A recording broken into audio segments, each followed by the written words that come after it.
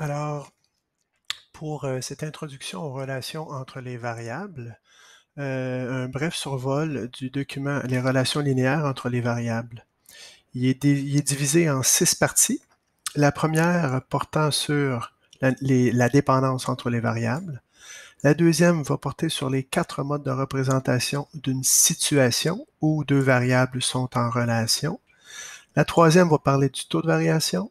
La quatrième de l'ordonnée d'origine. La cinquième, on va parler des 3 types de relations linéaires. Et la sixième, objectif un peu ultime, trouver des valeurs demandées dans une situation, des valeurs manquantes. Alors pour commencer, une brève introduction,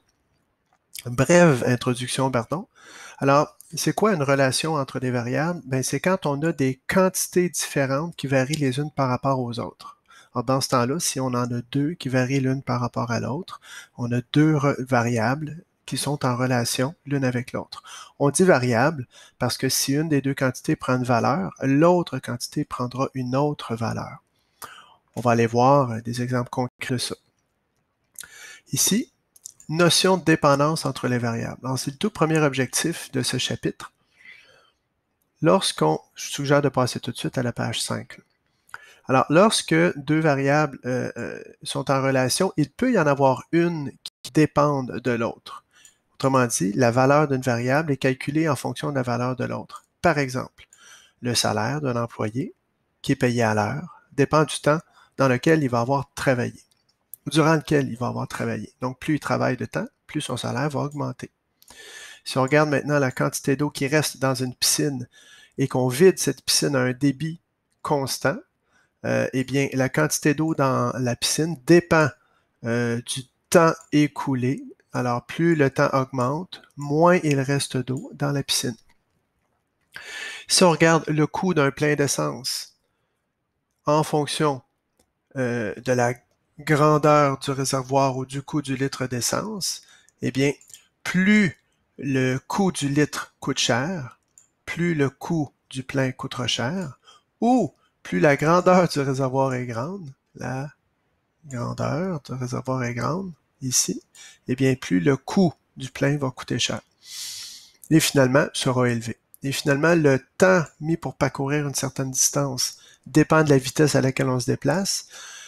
Plus je me déplace vite, donc plus ma vitesse est élevée, moins je mettrai de temps pour parcourir la distance. Alors, ce sont des exemples. Il y en a une infinité de situations où l'on met deux variables en relation.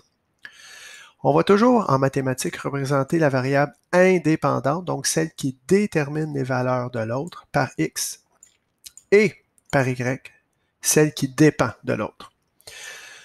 Un truc, c'est pas toujours le cas, mais ça arrive souvent que dans un texte, la variable dépendante varie en fonction de la variable indépendante. Donc, si on voit les mots ici en gras, là, en fonction de, on sait qu'on a après en fonction de la variable indépendante, puis avant la variable dépendante. Ça, c'est au niveau de la syntaxe dans le texte. C'est un truc pour reconnaître laquelle est dépendante et laquelle est indépendante dans la formulation. Un autre mot clé qu'on peut rechercher, c'est selon.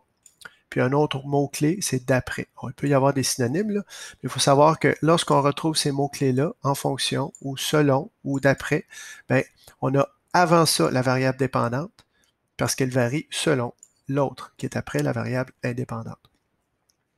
On peut aussi dire que pour calculer la valeur de y, je dois connaître la valeur de x. Donc, c'est une autre façon de déterminer laquelle dépend de laquelle.